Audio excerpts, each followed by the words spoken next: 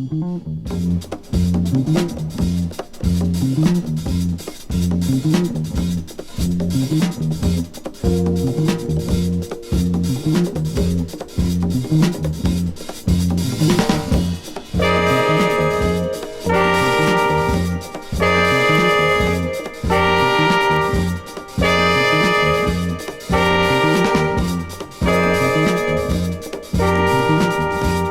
a mission given to me by Woody Shaw, Sunship, Dizzy, and John Kahn, dedicated to pursuing a piece of our cultural heritage through interviews with my music heroes, this is The Jake Feinberg Show. Welcome, everybody, inside the Blackwood Broadcasting Studios at an undisclosed Institute of Higher Learning. This is The Jake Feinberg Show, and we're happy to have all of you along with us today. When the spirits call, they do so with the understanding that I understand, that I am merely part of the wave of history, and that if I am to do a decent job covering ethnomusicology in the States, then it is my job to push that boulder up the hill a little bit at a time until the next cat comes around to push it a little bit more. I get to realizing that the real authenticity of my show is interviewing the guys who play for the tree of genies high above the clouds, dropping radiant acoustic bombs at a black union house on a Sunday afternoon in Buffalo, New York, with Wade Legey playing Round Midnight, or the great drummer Frankie Dunlop scouting talent for the Aquarians. Interviewing cats who fed off of a lifetime of Tony Williams and Art Blakey press rolls, and interwove their apparatus into an amalgamation of African rhythm and European swing. Melodic invention. My guest is in the same master bass discussion as the skipper Henry Franklin, Cecil McBee, Stafford James, Jane Perla, Jamie Merritt, Earl May, Herbie Lewis, and John Hurd. He has sought out different kinds of players because diversity in music and flow is that much more interesting. Be it in Ohio with Ernie Krivda, Pennsylvania, or on the Lower East Side with Beaver Harris and Eddie Harris and Joe Chambers. These brothers came of age at a time when there was no jazz curriculums in the schools. If there were, they were being made up by the students who were incorporating their sights and sounds from the bandstand, going 5 to a car and crisscrossing the country with the likes of McCoy Tyner, Gary Bartz, Neil Creek, Shelley Mann, and Harold Land, keeping time and the pocket, but also advocating for odd times and songs for their fathers. My guest knows his people and their musical traditions. He remains steadfast in his approach to creationism, believing that you create your own legacy, and that's the trick, no matter how many different ways your name is, has, was, and will be spelled. Juini Booth, it's an honor to welcome you to the Jake Feinberg Show. Thank you, Jake. Nice to be here. It's an honor to have you, man. I wanted to open up by asking you about where you grew up and the kind of economic conditions that you grew up in. Okay, everybody, pull out your handkerchiefs. Well, anyway, I grew up in Buffalo, New York, and I started playing at a real young age and going to school like everybody else. But I always had this dream that I wanted to play bass with some great jazz people. So I would go to, I was about 16, I'd go to Rochester, New York, and it was a little bit more progressive than Buffalo was, music-wise. And I worked with people like Chuck Mangione, and Sal Nistico, Roy McCurdy. These people were there in Rochester, and they kind of took me on and let me, gave me encouragement. And eventually actually it was pretty rough. My father worked on a railroad, and I had a railroad pass, so I was able to So, talk to me about, obviously, that upstate New York area was just a fertile bed of music, but I'm more interested in the just off the bat, the idea of, how you viewed your parents, how they modeled for you, and the type of situation that you grew up in to gain inner strength. Yeah. Thank you, Jake. Well, I had lost my parents when I was very young,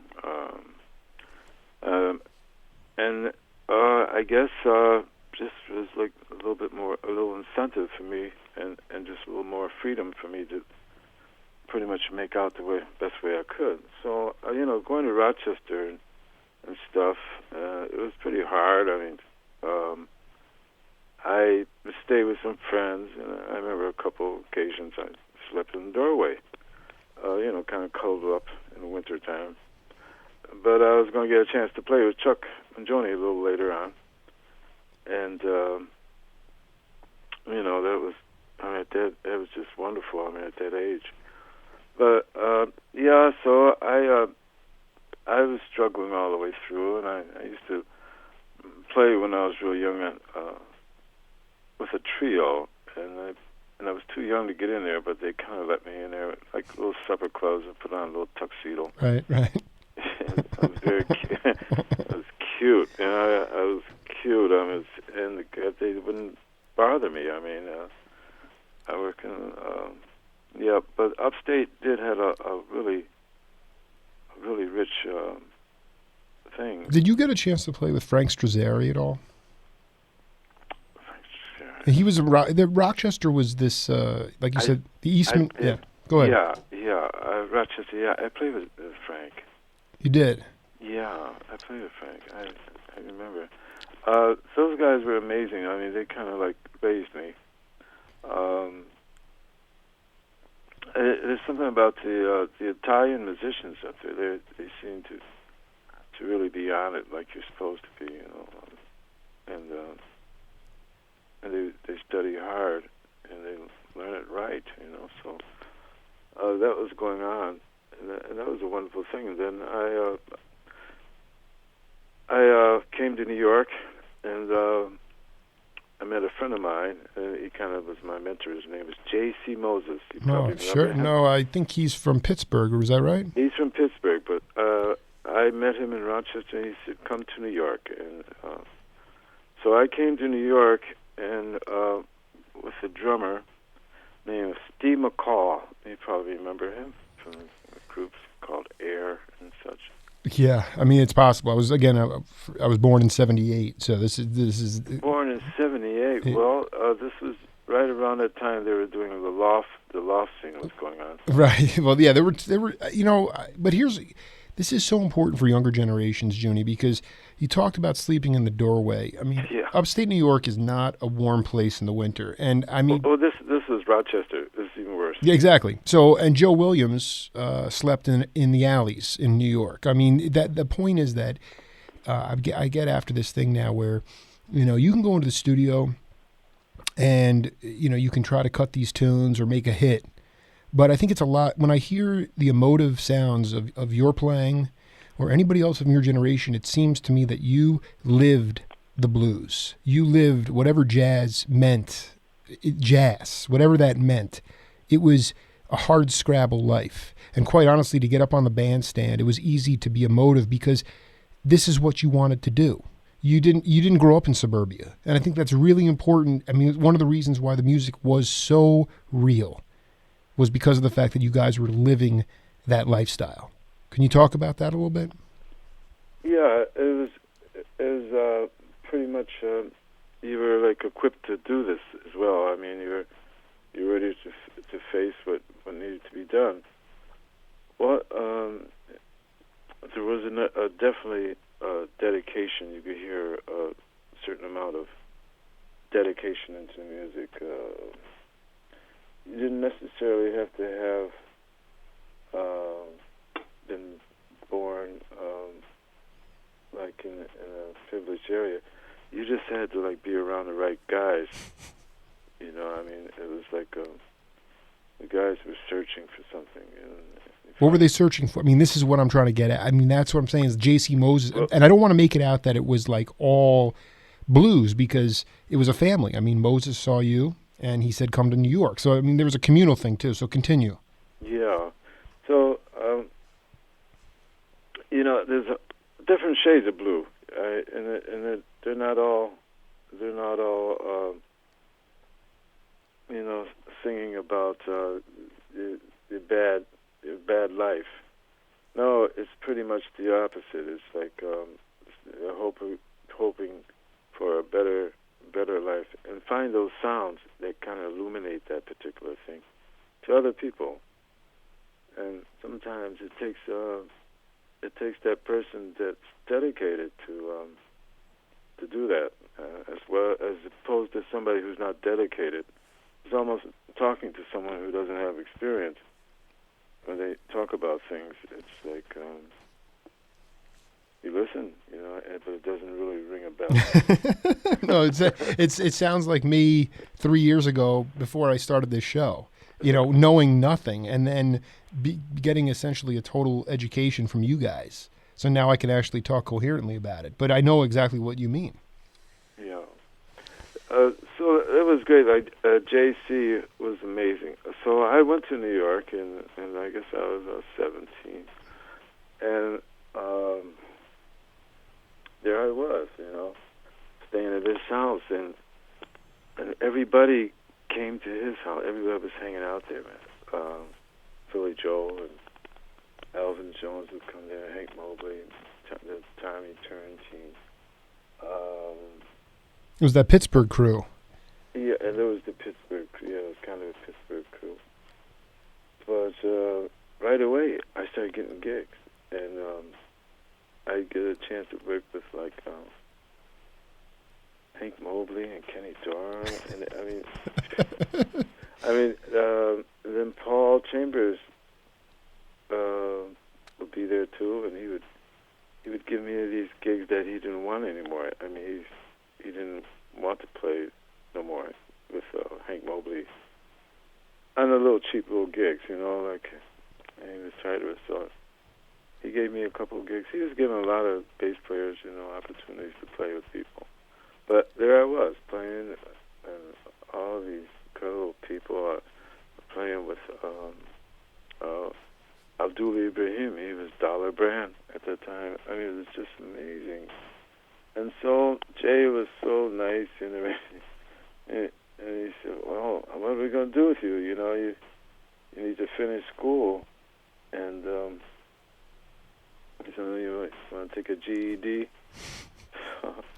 I sent some GED person over, and he got some GED person over to the house, and I don't know. I rather everything was going good. I don't want a GED, but he said, "Well, you got to go back to Buffalo and finish your school." So I went up and finished it. I mean, right after the exam, in June, right after the exams were over, I was on the train back to New York, and then things were just amazing. Yeah, so that's how I got from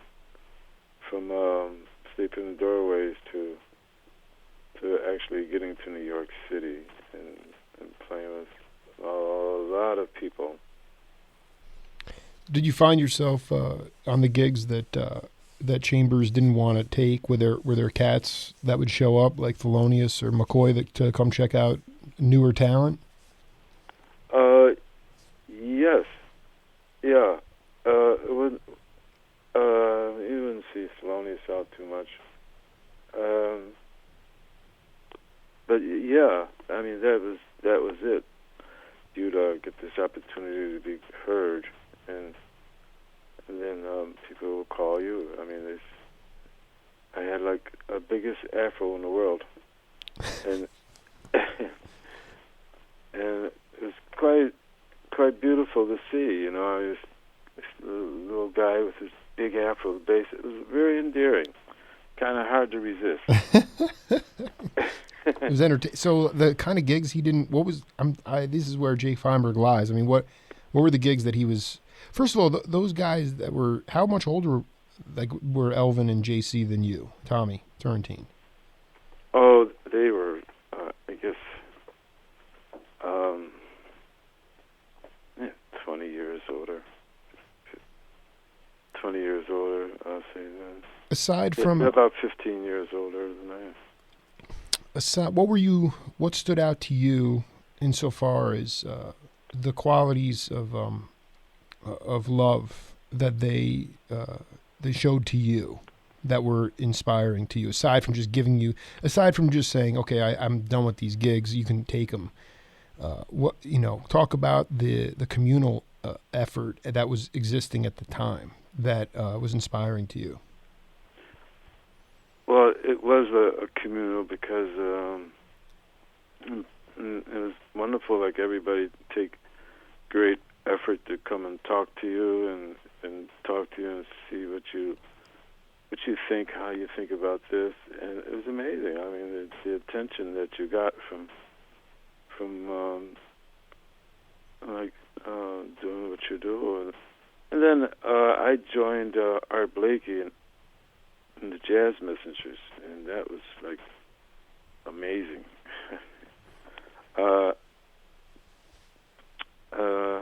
I did all that kind of stuff, and then I started working with groups, and before then I was kind of just freelancing, but actually the gigs were just one big freelance, so you change groups, but it was amazing. When I first joined Art, Keith had just left. Chuck Mangione, my old mate, was in the band at this time, and I had people like Frank Mitchell and Gary Bartz was there in that band a little bit, and Keith Jarrett had left, and Chick Corea was in the band. And this is before everybody got their fame. Absolutely. No, this is a Messengers crew that I had no idea about. This is quite a Messengers group, because I mean, so this was the one that followed Cedar and Wayne, or yeah, I mean. Oh yeah. Wow. They only did one record called Buttercorn Lady. You did the Buttercorn Lady album? No, I didn't do it. Johnson did it. Reggie Johnson. Reggie Johnson. That's right. So you took over for Art, and then immediately it was 5 to a car, and you guys were packed in there and going to these. Talk about the venues. I mean, were you playing? Were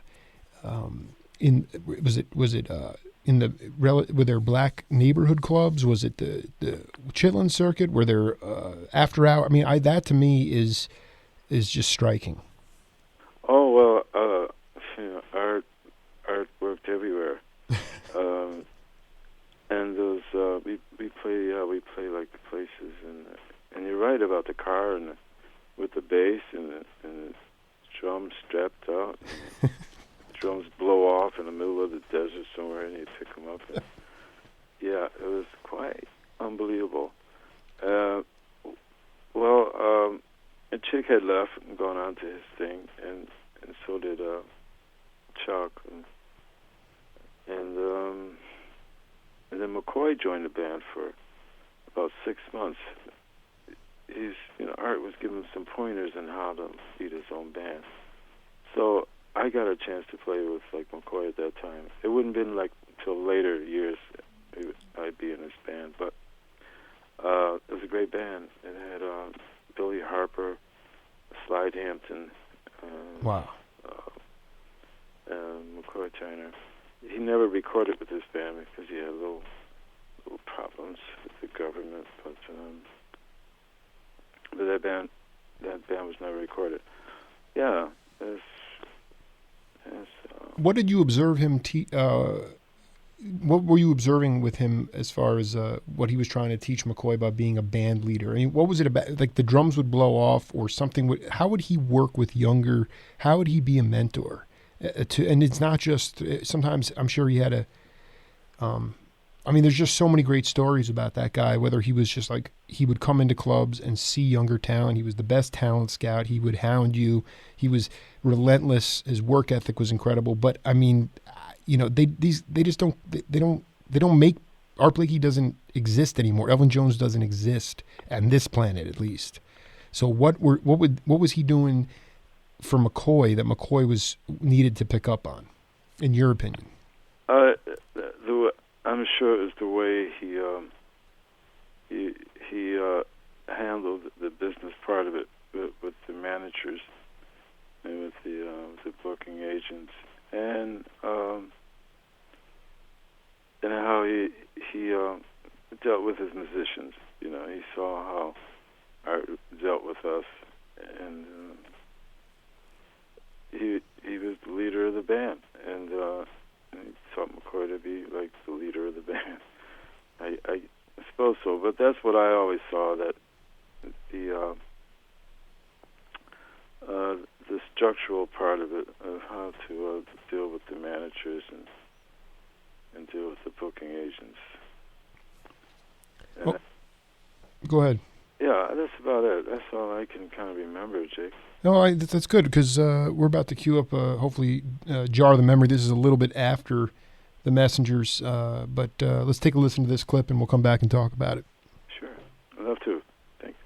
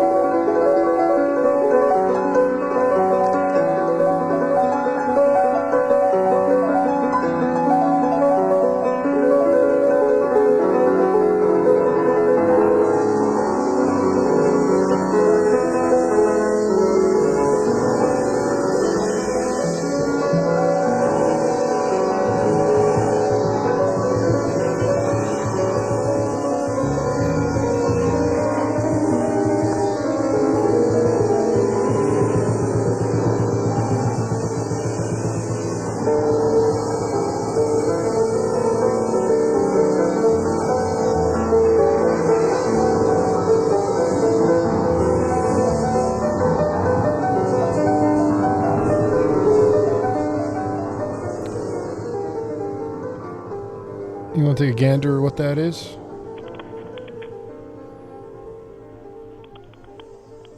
Juini? Yeah. You want to take a gander at what that is? What is that? Is that a bootleg? It certainly is a leg. It's a bootleg. July 18th, 1973 from Munich. Munich, Germany. That was McCoy Tyner Quartet. Although we heard from Juini Booth with the bass solo, there was also Azar Lawrence and Alphonse Mouzon on drums. It's hard to.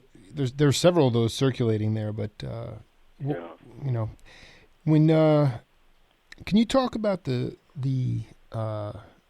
your memories of being in that group of musicians who not just technically proficient but also connected spiritually and to the music as well? Well, actually, they were both in most cases. Mm-hmm. I haven't seen anybody who kind of lacked and who really did it well. I mean, yeah, it was something. It attracted me. Coltrane. I just like everyone else. It touched me in a certain kind of way. So it was amazing to get with McCoy. I felt like I had like a direct connection with the music and everything. Then I worked with Elvin as well, so I had like another connection, and it was like monumental how the music had evolved from being just music to like drink and boogie woogie around, Mm-hmm. How the art form had evolved from just being like entertainment for the sports, and it became like a heartfelt, but all the lives that it involved and the feelings, it had to have a little bit more compassion than always being, and it kind of is an evolution of the music. It's really interesting what you just said. Can you talk a little bit about it being background music? You're saying it evolved to this point, but before that it was really for to just sort of pacify? No, it wasn't. It wasn't pacifying. The other music was pacifying, where it was set up for you to, have a drink and. I see what you're saying. Okay, the boogie, right on, and yeah. Boogie woogie on, yeah. and stuff, and then there came to a point where people came there and they were so taken by the intensity. They knew they were in like a special moment. They weren't there to think about how they're gonna make out with a chick, right? Or like they're not like staring at their. I don't want to carp on. I don't really listen. We're going through time, and it's cyclical, but it's like that when I listen through, the Enlightenment album, as an example. I mean, that to me requires serious multisensory attention. And I'm just wondering if people would come up to you, like how gratifying it would be because most of the shows afterwards, you probably couldn't even really process what you had played. But what were some of the reactions, and did you feel more connected to the audiences in Europe or in the States? I think the nature of things. I felt it everywhere, actually. And it's just the presentation in Europe was a little better, and the involvement and the historical involvement, because they've caught on to it a long time ago, the music, and they endear it, and they hold it as their own. So so it was great audiences. I mean, there was the satisfaction guaranteed. I was reading somewhere where you talking about McCoy. He'd hit the piano keys so hard he'd splinter the wood. No, not splinter the wood. He'd break one of the fat strings. Oh. Big, thick. So, I mean, what that to me is just, I don't know. I'm searching for that kind of tenacity and power. Well, it wasn't so much that at that moment is the power, but it wasn't. The piano's not made good. Yeah, right. I mean, it was weakening at that moment, and just one of those things. It wasn't like they were carting around your own personal piano at that point. It was whatever you had to play. What was? Oh yeah, it was amazing. I remember McCoy would play like some real bad. He had to play some really terrible pianos, but he would actually play these things into tune. He would know where the bad notes were, and he would avoid them, but he would play it he would play it back in tune. He would play it in. It would go back in tune.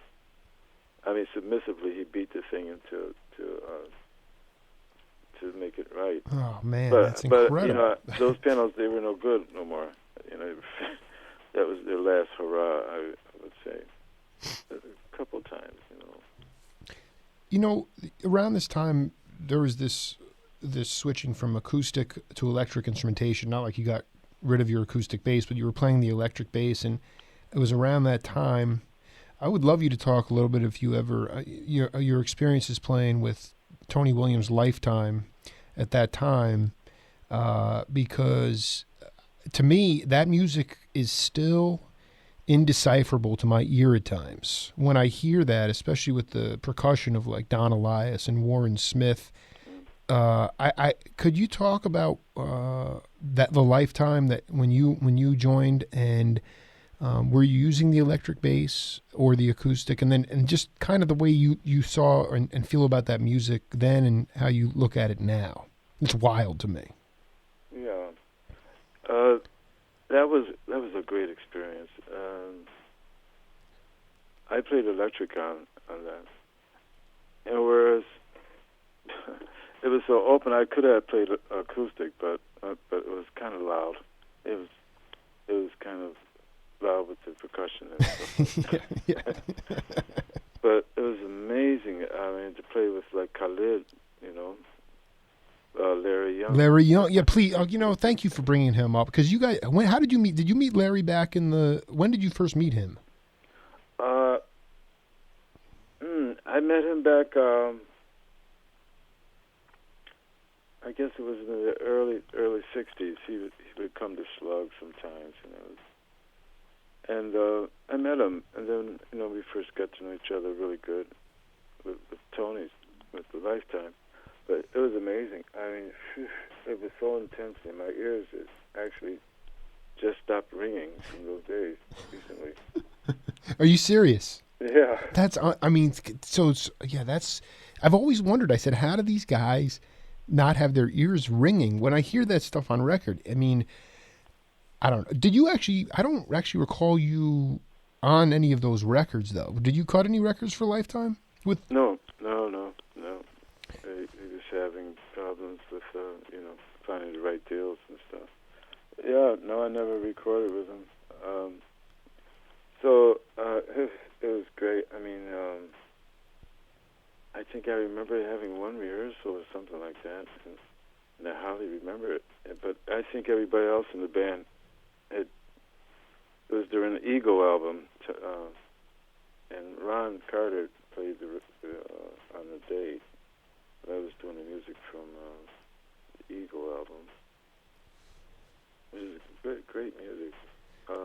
Did you play live with them? I mean, what kind of, like, would you just show up at a park and just start hammering? I mean, I'm just trying to figure out the venues and the kind of people that were frequent. This is not, I don't even know what you would call it. Well, this is Tony Williams. And he had it all mapped out, and we just did like all these wonderful things. We played at Montreux. We played festivals. I did the live stuff, and Ron did the record, of course. But of course, what do you mean? I mean, just because Ron was just busy doing other things. Yeah. Everything. He's busy doing everything else. So,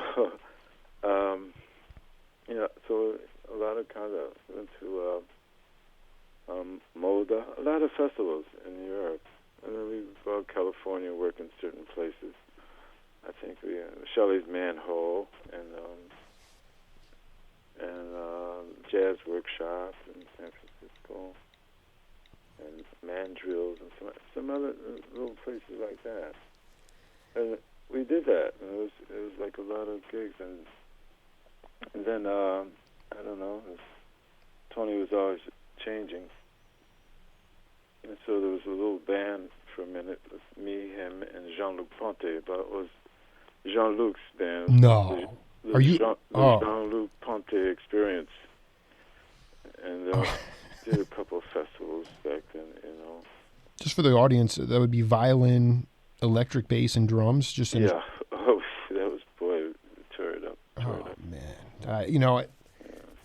How did you, it's interesting because you did so much, you've collaborated with so many people, and like most of the guys I've talked to, you actually eventually were able to make it out to the West Coast and play with, you crossed paths with Shelly Manne, and you were able to play with some of the Titans out there. And I always look at the Southern California scene, the San Francisco Bay Area scene at the same time as New York, in that late 60s, early 70s period, very riveting, and a whole different sound. And, talk about the how you made it out to the West Coast and your experiences out there. Well, I got a little tired of being in New York. There's like so much drugs all around me all the time. Everywhere I go to the bathroom, there'd be like a hand that reached out, to offer, and another hand over there. I said, "Oh my God!" And we're not talking about marijuana either. We're talking like hard drugs. Yeah. It's not a big deal to hit a joint, but here's the point I wanted to say is I just was talking to somebody who very intimately involved with, knew all the guys you knew, was a spouse, and she said, and I want you to, I realize it was a very druggy time, and I often I don't go into that extensively with my guests, but when she said that Train and those guys, they get knocked down for being junkies, but the truth is they didn't have any health insurance, and they were in so much pain having to play every single night that the only way they were able to get through the night was to use drugs. And but I think it was also recreational as well. You're just saying it was just in your face all the time, and you wanted to get the heck out of there. Yeah, it was just the environment. It was becoming shabby. It was going strange. So I was working with Freddie Hubbard at that time, and it was Freddie Hubbard Quintet. So who was in that band? It's Kenny Barron.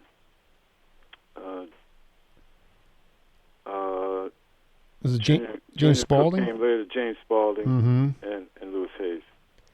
This is my question, though. This is irking me, though, because there's that album, The Black Angel, and you're not playing bass on it. That's the band, though.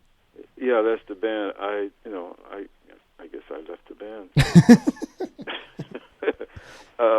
Well, I stayed in California, and I just didn't go back. I didn't actually go back.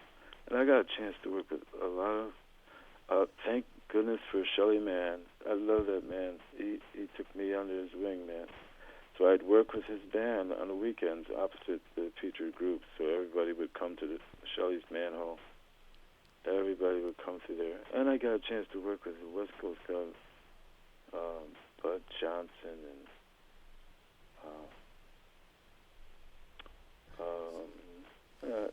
I worked with Bobby Hutcherson on the East Coast, but these great guys.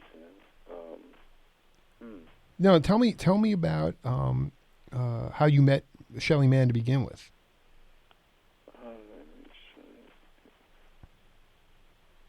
I came there to play with Art Blakey.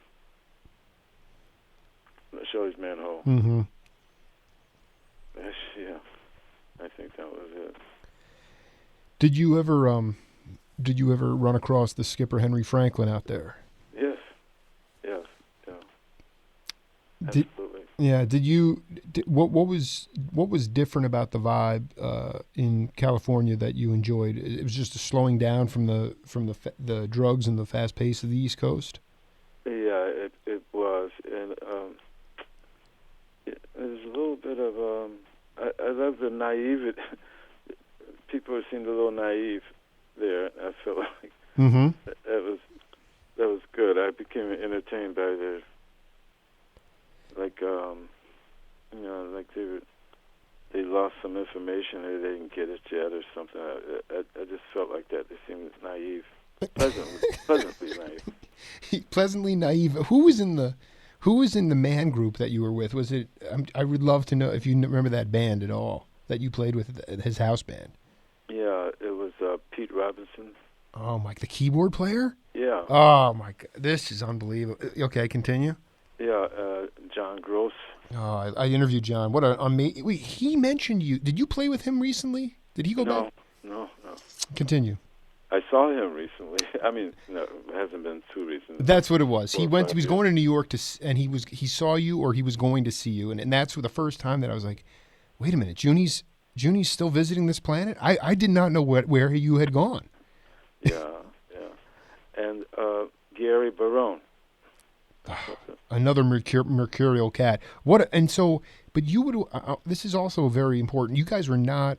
That was a very tight band that had a lot of original tunes. I mean, yes. when you play with Shelley, how would he say hear the charts, or he'd just say, listen, it's in this time, and just intuitively figure it out? I like the the idea of just being so spontaneous and being light on your feet. It's the same as like Cecil McBee or Dave Holland, or you're in the same class where it's like you just.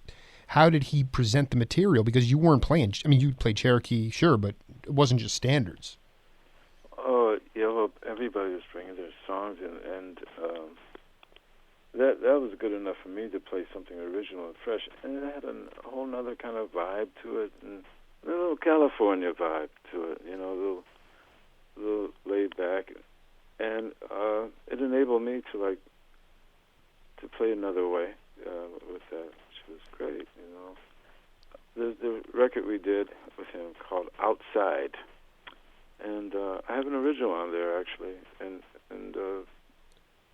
everybody has an original on there. So yeah, Shelley was just so beautiful. He was just he just let you do it, He was such a human being, Yeah, he was. Man, I can see his smiling face right now. Yeah, I cannot believe this. I have never been able to get my hands on Outside. It's one of the hardest albums to find. And you played bass. You were the bass player on that album? Yes. Mazel tov, my friend. That's beautiful. Because you've heard of this album, huh? Well, when I interviewed John Gross, I think that's what really got me excited was that for some reason, I thought Mike Wofford was playing piano on that. No, he wasn't. It was Pete Robinson, and it was really, to me, it was like, again, it was like you say it so well, with the East Coast, Tony Williams, he had all this stuff in his mind.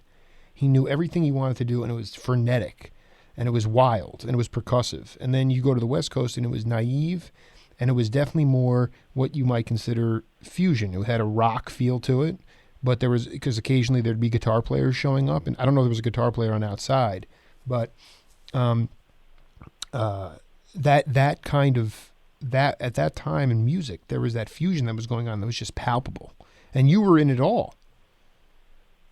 Yeah, luckily, actually, it was California first. After I lived out there for a year, then I came back to New York, and then I be with Lifetime and so it was Shelley before, and then Lifetime after. Well, I want to get to another piece. Juini sent me a piece last night of music. I want to listen to it, and then we'll come back and go through it. Okay, great. Okay.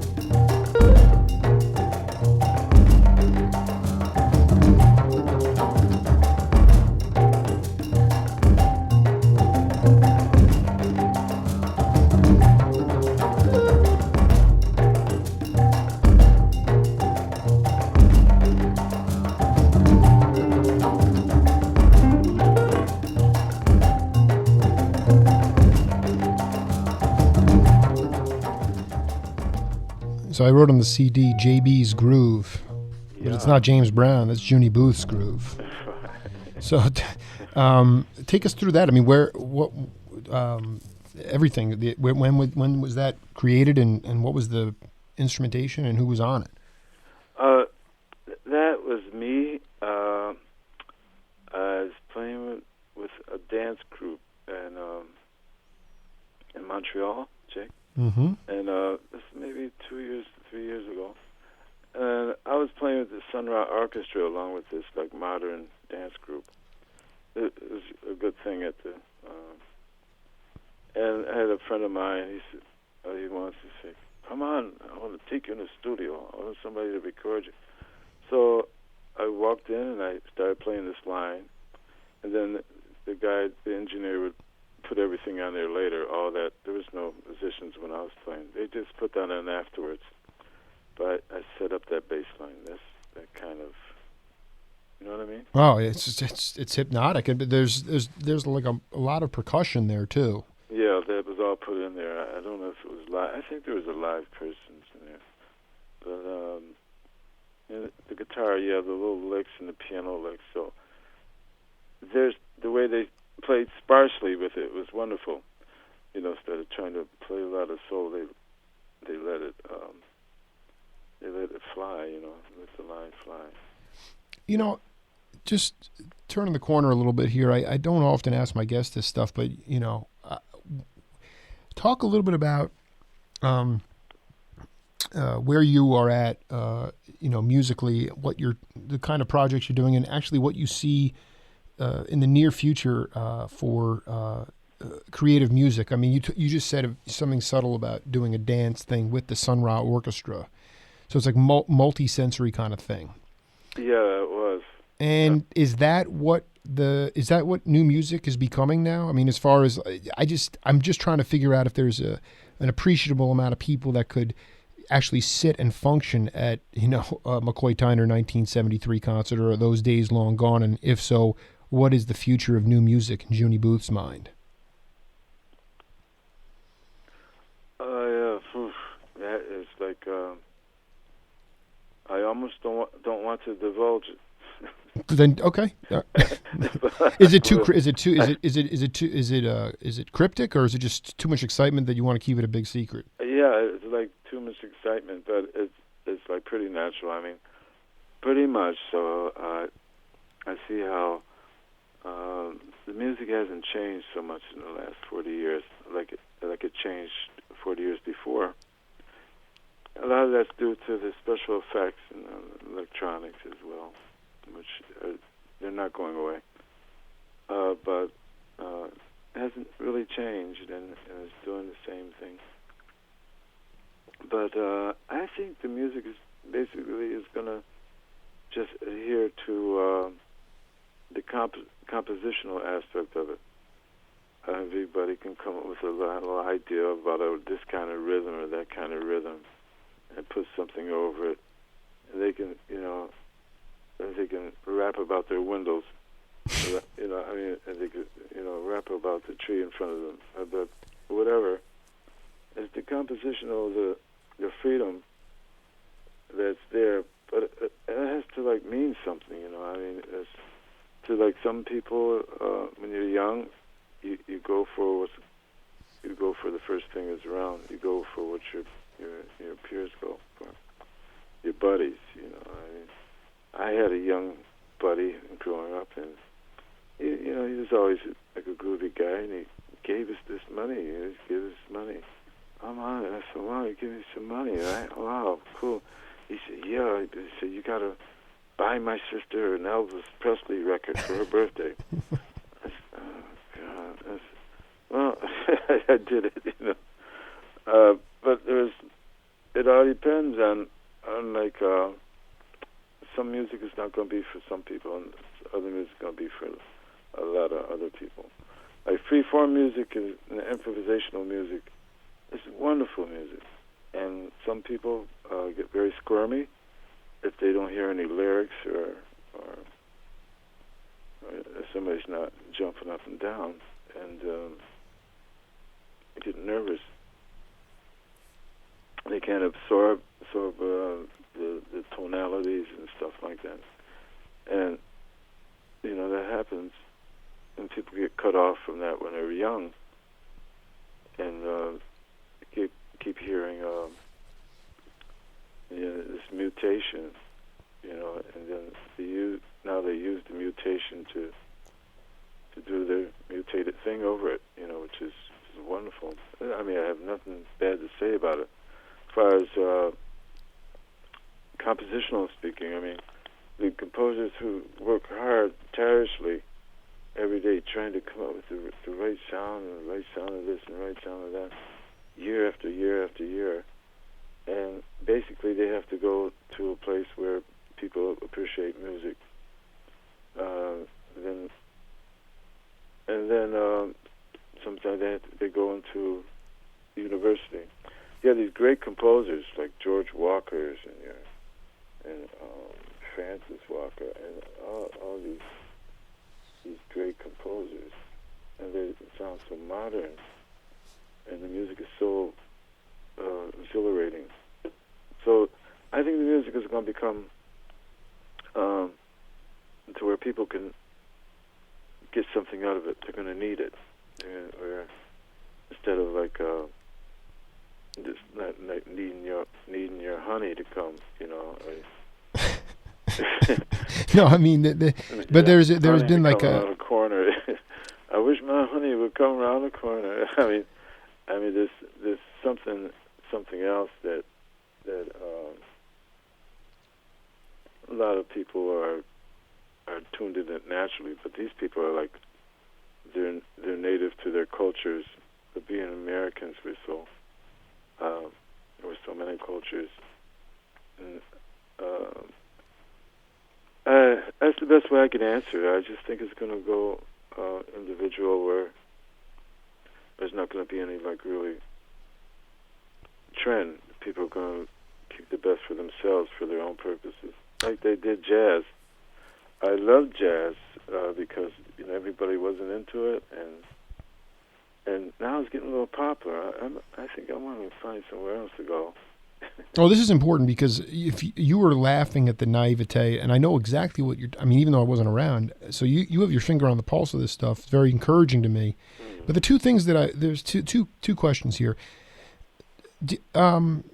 Especially within the Latino and the Black communities, do you still see younger musicians, or even non-musicians, just guys that, like you said, are comfortable with, odd time signatures and tonalities, just gifted ears? Do they understand, or do they know where the history of the rhythms? Do they know where the music came from? Yeah. Okay, that's number one. And number two, I don't know, I just interviewed John Densmore from the Doors drummer, and he was talking about Mark Wahlberg, the actor, and he said that if the legal justice system had been as draconian back in the 60s as it is now, he would have been in jail for the rest of his life.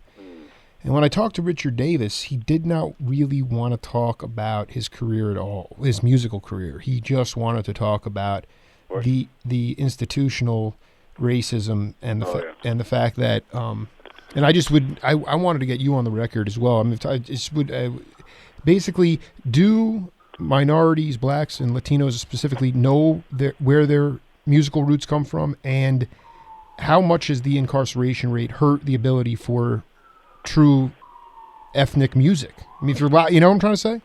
Yeah. Well, one of the races do, and the other race don't.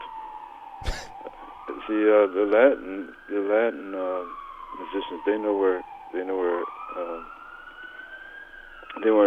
it's based from. Right.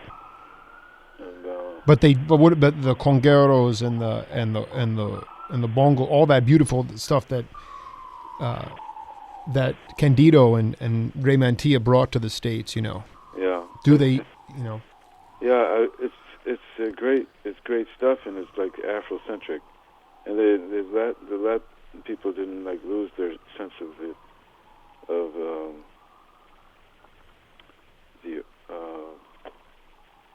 source of much everything, you know. Mother Africa is the source of everything. So,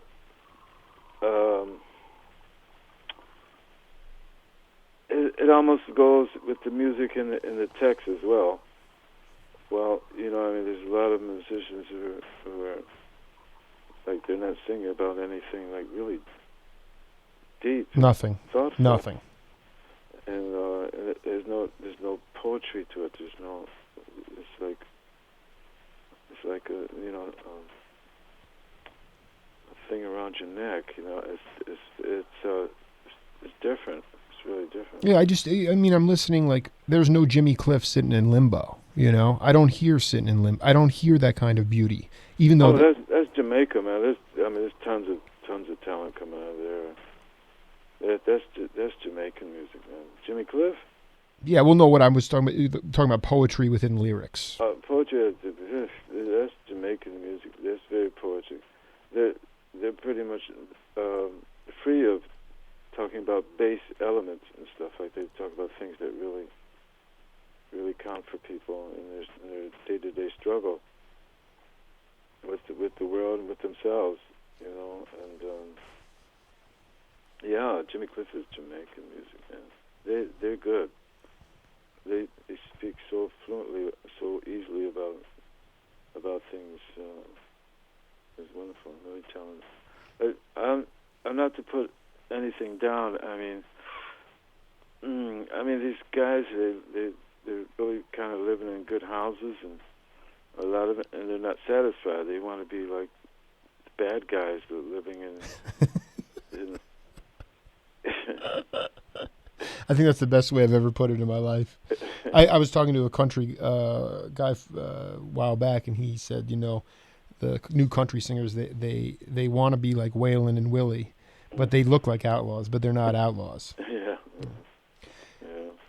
So you there is a lack of authenticity in that sense. But you know, I wanted you to talk a little bit about the Tree Genies too. That to me is phenomenal. I hope I get a chance when I'm back in New York to. But tell me about the concept of that and when you guys will be playing. Yeah, there's this club on the Lower East Side that I've been playing at for quite a while with this musician-owned saxophone player, very popular guy. His name is Ilhan Arshin. He had this band called Wax Poetic, and Nora Jones was in this band before she made it. He's part Turkish, part Swedish, and he created this little club downtown called Nublu, Nublu. You could look it up. Yeah, sure. Yeah, and your listeners will enjoy to see what's going on. Well, he has this little jazz festival every year. He's been doing this. Is the 4th annual. He has a couple of people playing on it. And he said, he gave me a night. He said, what do you want to do? He said, oh, I want Milford Graves. I said, oh, I just Milford Graves. I get Milford. What's his phone number? Nobody knows his phone number. Okay, so I said, well, I'll do a bass thing. I'll get like some guys who are just amazing. So I said, how about Henry Grimes and William Parker and myself? We'll call ourselves the Tree Genies, and because we're playing wooden instruments, and the Tree Genies are they're special little things. So we're going to do this thing, a premiere on next Saturday at Nublu. It's on the 14th at 9 o'clock. So this is a guy, Ilhan. He has a nice festival. I'm playing on Thursday with a band he calls Silver, and it has Ilhan and Kenny Wollerson, drummer, and Eddie Henderson, trumpet player. You got to be kidding me! How, this is a steady gig, or where is that going to take place? This is going to be during the festival. This is on Thursday at the New Blue Jazz Festival. Oh, wow. Yeah, the Sunrise Orchestra played the other night there. So it's kind of a Lower East Side kind of cool little place, and he's able to like do these things, get the people. So Silver is supposed to be a band. We're trying to make a little touring band out of that with Eddie Henderson and Kenny. So we're going to record this week and then play and so the Tree Genies. That I hope that we can like take this pretty around everywhere. William, everybody plays some multi-instrument. William plays everything. He has a didgeridoo, he has a kora, he has bells, and there's chimes, there's Henry has poetry, William has poetry as well. I have a nose flute and little things. Yeah, no. So I mean, this is a wild experiment. Juini, as we wrap up, one final question for you. Speaking of Tree Genies, could you talk a little bit about your musical relationship with Neil Creek? I really did a record with him. I only did that record. I met him in Cleveland. Live at Rusty's? Yeah, that was my only connection with him. I heard he passed away. Yeah, Ernie Kriv. That to me was a beautiful time in regionalism when you could just pick up and go and be able to go and cut albums on local labels. Yeah, and Paul Samuels is the drummer. He beautiful guy. He kind of made that all happen. I think he recommended me or something. Yeah. Wow. Neil Creek. I didn't know him just for that record. And why did you know him? I only bring it up because the simpatico between you two was great on that record, and I just was wondering if I knew you spent some time down there, so I wasn't sure if you knew him at all. But it is what you've crossed paths with quite a few people. And Juini, if I get the chance to, I know I'll be in New York City, so I hope that we can cross paths and I'll catch you playing some music, or at least enough to get a cup of coffee. I would love to meet up with you, man. I'll tell you what, I'll make it easy for you, Jake. Mm-hmm. I'm a snowbird, and I come to Arizona. Well, this is exciting. This is beautiful. I mean, you tell me when because it's actually might be colder here right now than it is in New York. I'm waiting for a couple of weeks. I'll wait until the end of January to see if things change up. Oh, beautiful. So we'll link then, if nothing else. Yeah, it'd be beautiful. All right, man. Listen, thank you so much for being part of the program. And I hope I didn't sound like jibber jabber. You know what? All these things are it's a talk with the spirits, and as long as it gets out of here and in good shape, we got. Listen, it was beautiful. So okay. We'll listen back to it, and we'll be in touch, Juini. Thanks so much, man. Send me a copy, Jake. You bet. All right, man. All right, be good. All right, stay in touch. You too. This is the Jake Feinberg Show. We'll see you all.